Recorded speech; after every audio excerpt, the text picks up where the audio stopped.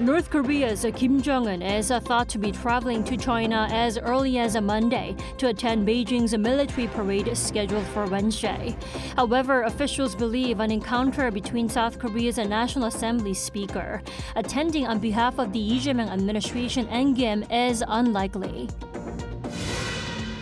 And ahead of a military parade, China is holding its largest ever summit of the Shanghai Cooperation Organization to date, with some 20 foreign leaders gathered, including Russia's Putin and India's Modi.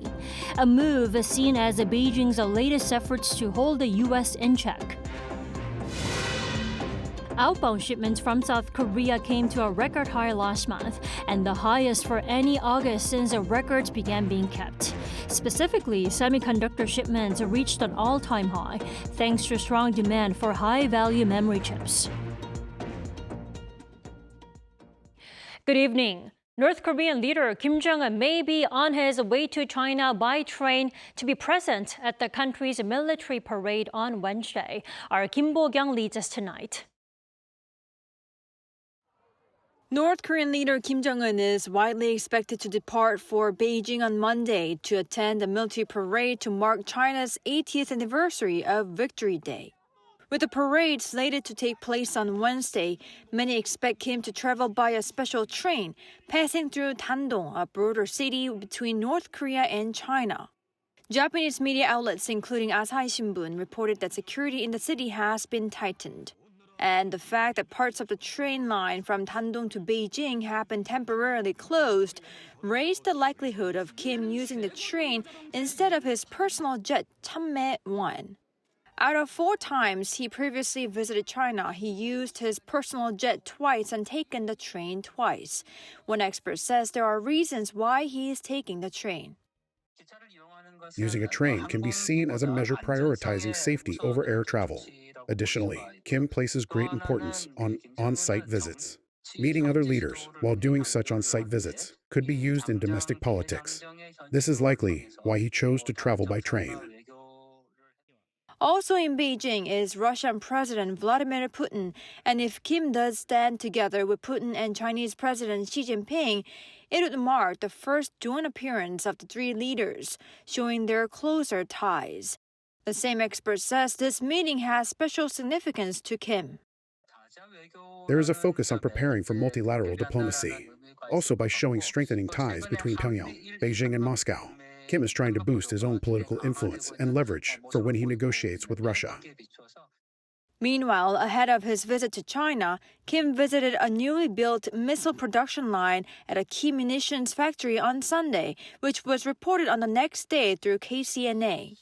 Though the location of the factory was not disclosed, media outlets are speculating the factory could be in Gangneung province, where many North Korea's munitions factories are clustered. Kim said such a modernized production line will bolster the regime's capability to produce missiles and improve the combat readiness of its missile units. Kim Bo-kyung, Arirang News.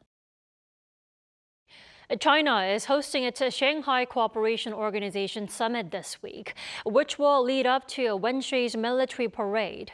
And President Xi Jinping is using the event all he can to make the bloc more anti-West than ever. Our Kim Do-yeon reports. Chinese President Xi Jinping on Monday pledged 2 billion yen, or approximately $280 million in grants to member states at the 2-day Shanghai Cooperation Organization summit in Tianjin, China. The 10-member bloc is often seen as a counterweight to the West and includes India, China, Iran, and several Central and South Asian countries. While not directly naming the U.S., Xi also pledged to fight against hegemony and Cold War mentality amid global trade tensions stemming from the U.S. We uphold fairness and justice, promote a correct understanding of World War II history, and oppose Cold War thinking, bloc confrontation, and acts of bullying. Also at the summit, Russian President Vladimir Putin addressed the ongoing war in Ukraine and expressed gratitude to Moscow's partners for their support. We value the efforts and propositions to solve the Ukrainian crisis of China, India, and other strategic partners of ours. The mutual understanding that was reached at a recent Russia-U.S. summit in Alaska heads the same direction, I hope.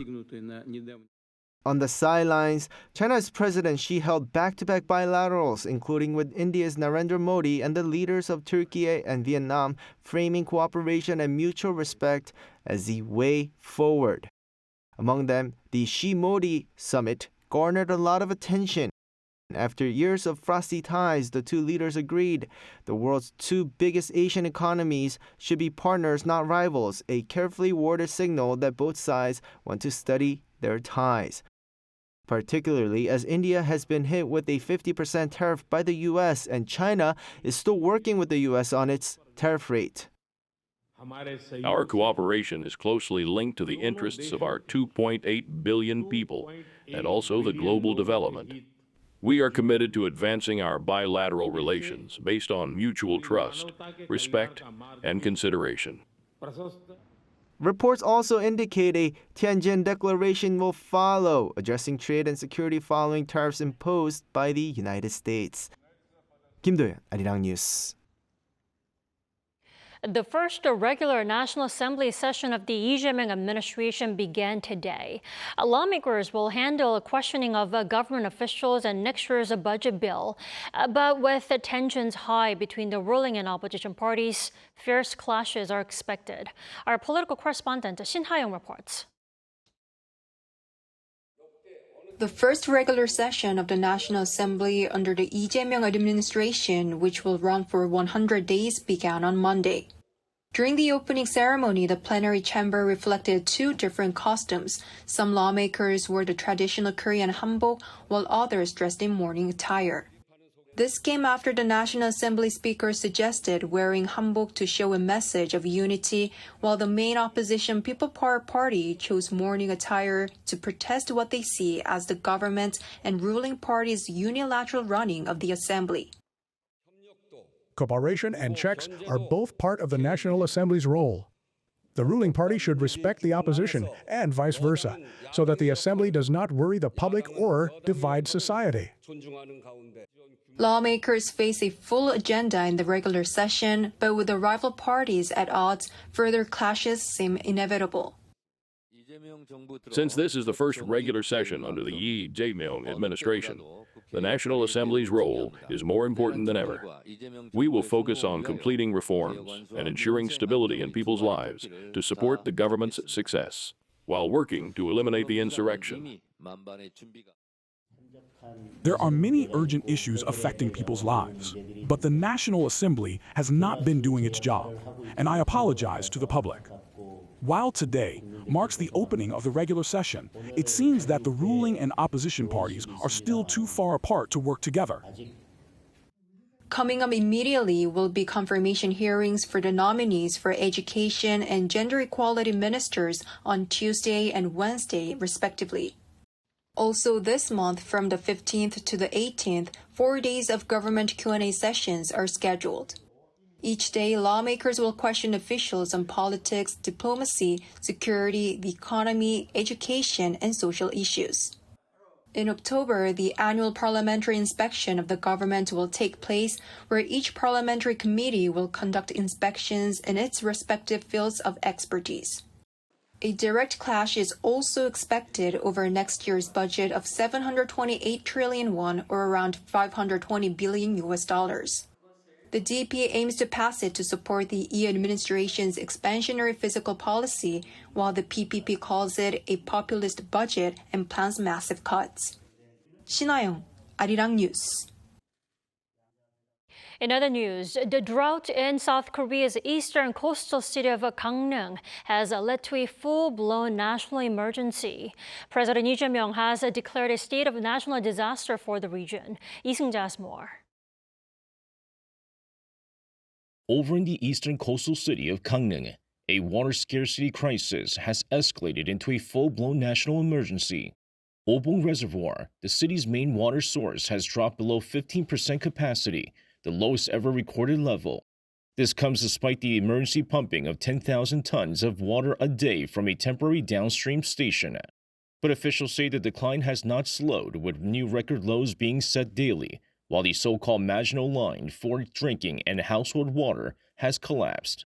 Water meters are being shut off at 75% capacity just 11 days after restrictions were first imposed at 50%. Public officials and community leaders are carrying out the shutoffs, but residents are already feeling the strain with daily routines like showering, laundry, and cooking becoming increasingly difficult and damage to crops mounting. The most important part is sharing in your commitment to conserve water, even if it means shortening operations. On Saturday, President Lee Jae-myung declared Kangneung a state of national disaster. The decision followed a drought response meeting in the city, where Lee ordered ministries to act immediately. The declaration gives the government legal authority to mobilize personnel, equipment, and emergency supplies to ease the crisis. The president also issued a firefighting mobilization order. 50 fire department water tankers will be deployed to the region, delivering an extra 2,000 tons of water every day. In preparation for the worst-case scenario, where even drinking water may run out, Kangneung has been stockpiling bottled water. More than 1 million bottles have already been collected, filling the parking lot of a large gymnasium. Distribution has begun for daycare centers and welfare facilities, and direct deliveries are planned for residents with mobility issues. But rain remains elusive in Kangneung. While showers are expected nationwide on Monday, Kangneung is forecast to receive only 5 to 10 millimeters. Meteorologists say no significant rainfall is likely before September 10th.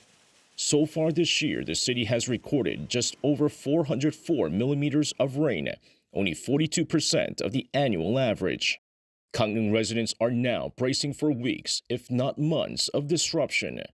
With reservoirs at record lows, officials warn that the city is confronting not just a severe drought, but a test of survival. Lee Seung-jae, Arirang News.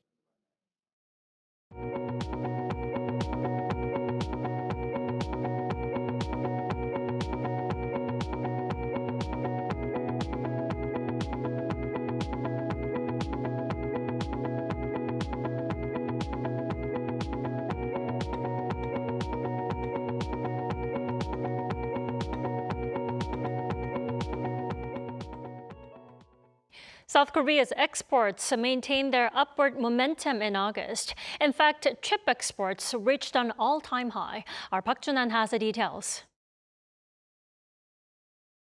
Exports reached an all-time high of $58.4 billion for August, up 1.3% from a year earlier, according to data released on Monday by the Ministry of Trade, Industry, and Energy.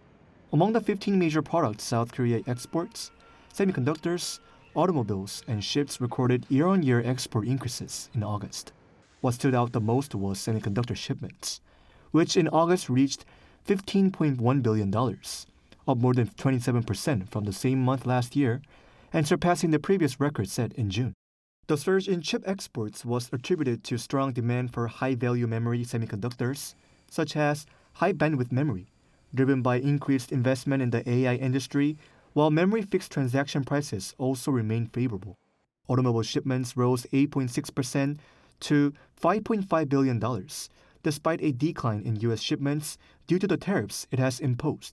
The increase was driven by growth in alternative markets such as Europe and the Commonwealth of Independent States. This marks the highest August performance on record and extends the growth trend to 3 consecutive months.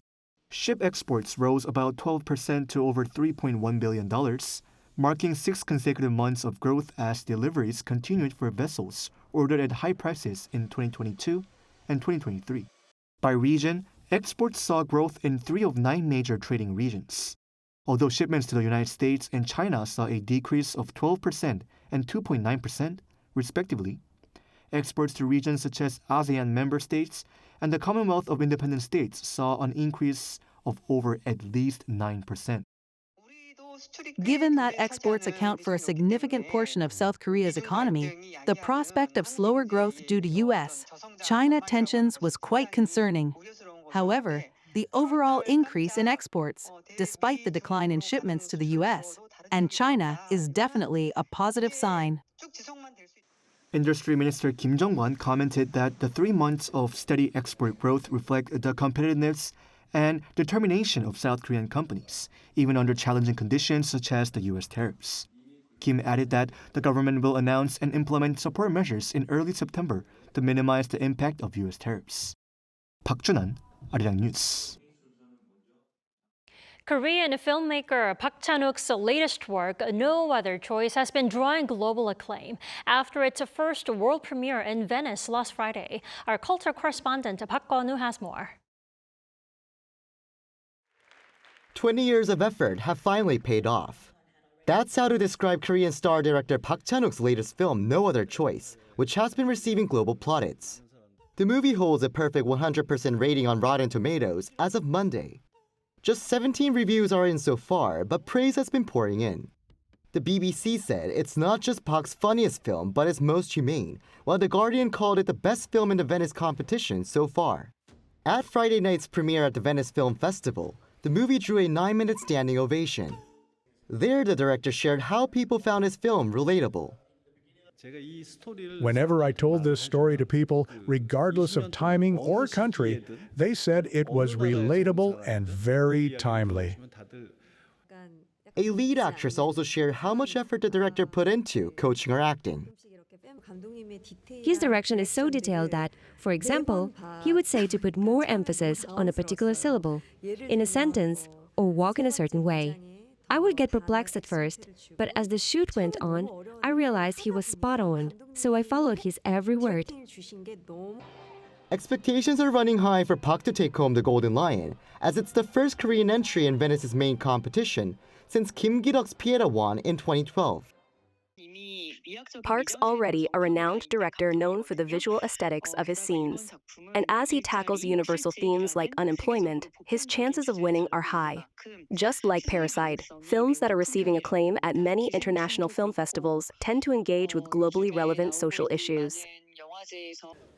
The winner of the Golden Lion among 21 candidates will be announced at the awards ceremony this Saturday. Now the big question, will the jury say there was truly no other choice? Park Kangneung, Arirang News.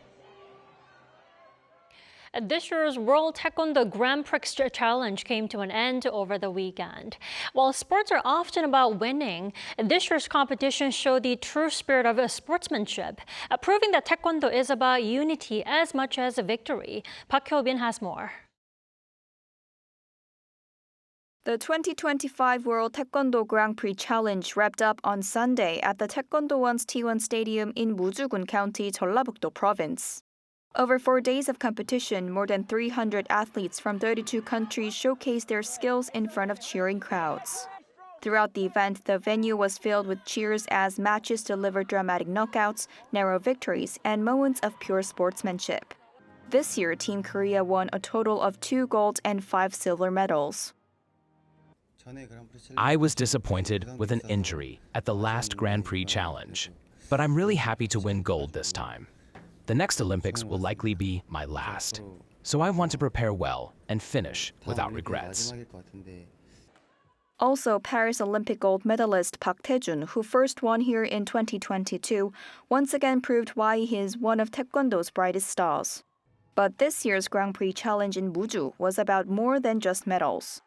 In line with the Olympic spirit of inclusion, organizers invited athletes from developing nations and those with backgrounds as refugees. A total of 5 refugee athletes joined the event this year. In this physical preparation I did in the Taekwondo in Korea, it was, I didn't try before. So it was too much hard for me, and but a pleasure, and I learned many things from the Korea. I have 2 dreams. First of all, I would like to say about the refugee people. My dream about refugee people, I would like to be a good example for the refugee people. Another, my purpose, of course, I want to finish my career with the Olympics medals. Organizers said the Grand Prix Challenge aims to reflect Taekwondo's universal values. We often say it's 213 countries plus 1, and that plus 1 refers to refugees. Taekwondo may be an Olympic sport, but as Korea's traditional martial art, it also stands for global peace and supports those in need. From different corners around the world, these athletes have gathered here in Muju for this challenge to share the spirit of sports. And in Taekwondo, they found a bond stronger than nationality. Park Hyo-bin, Arirang News, Muju. This year marks 30 years since Korea set up an office of its foreign aid agency in Uzbekistan for development assistance. Celebrating this milestone, a team of reporters explored how Korea is helping build resilience against the harsh impact of climate change. Our Oh Soo-young was there.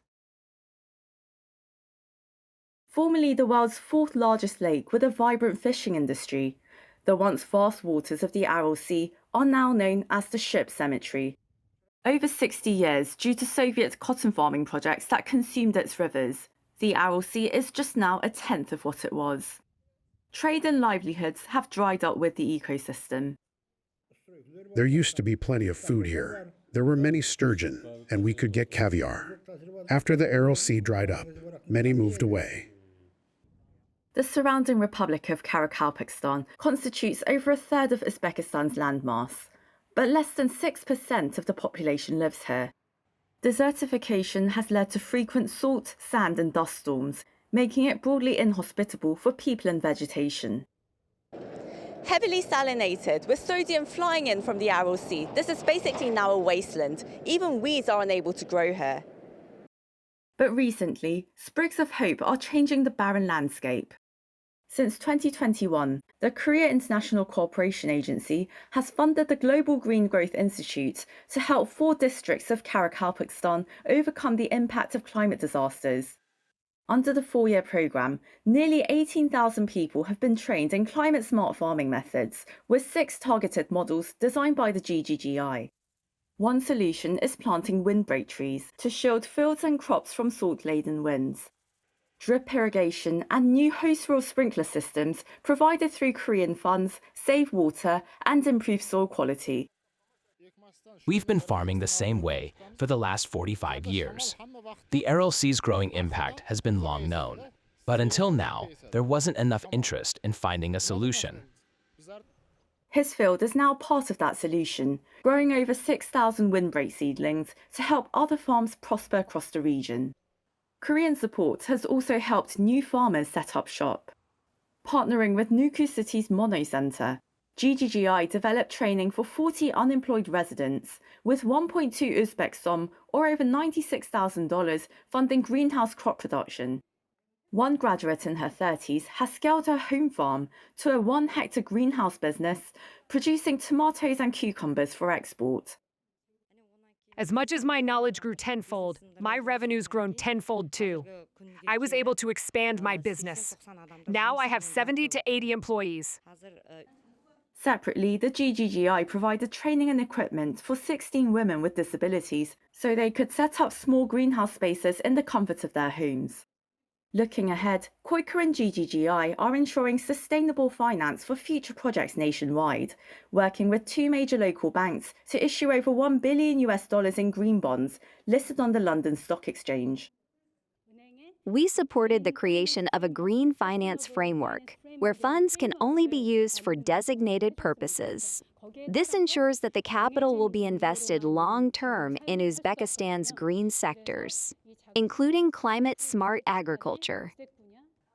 Helping increase climate resilience and the quality of life and jobs, South Korea is working on the ground to bring winds of change for a sustainable future. Oh Soo-young, Arirang News, Nukus.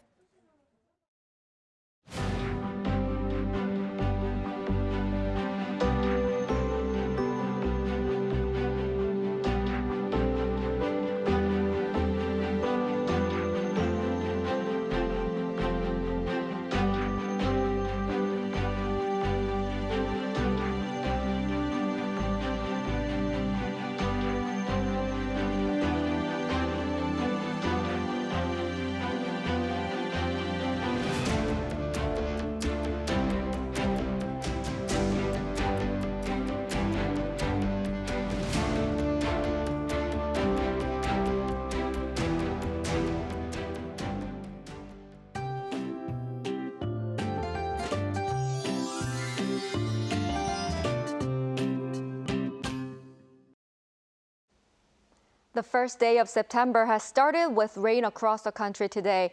In particular, strong and heavy rain has been falling around the central regions. By tomorrow, it will rain up to 80 millimeters in Chungcheongnam-do and the Jeollado provinces, and up to 60 millimeters in the Seoul metropolitan area, inland areas of Gangwon-do and the Gyeongsang-do provinces. This rain will mostly subside by tomorrow afternoon. With rain falling, most of the heat wave warnings in the central areas have lifted. It only rose to 29 degrees Celsius in Seoul during the day today. The heat wave is expected to ease off a bit tomorrow as well. Tomorrow morning, Seoul and Gyeongju will start off at 23 degrees, Chuncheon at 22 degrees. Daytime temperatures will move up to around 30 to 32 degrees across the country. On Wednesday, showers are forecast for the Jeollado provinces and Jeju Island. That's all for Korea. Here are the weather conditions around the world.